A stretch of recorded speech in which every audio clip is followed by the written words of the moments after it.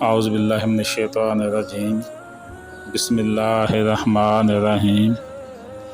لاکھوں کروڑوں درود و سلام حضور نبی کریم صلی اللہ علیہ وآلہ وسلم کی ذات پر۔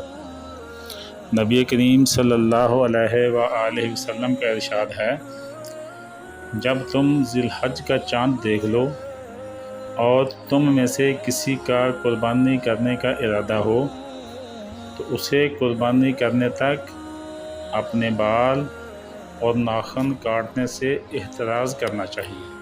بال ناخن نہ کاٹنے کا حکم قربانی والے کے لیے ہے۔ یہ مستحب ہے، فرض واجب نہیں۔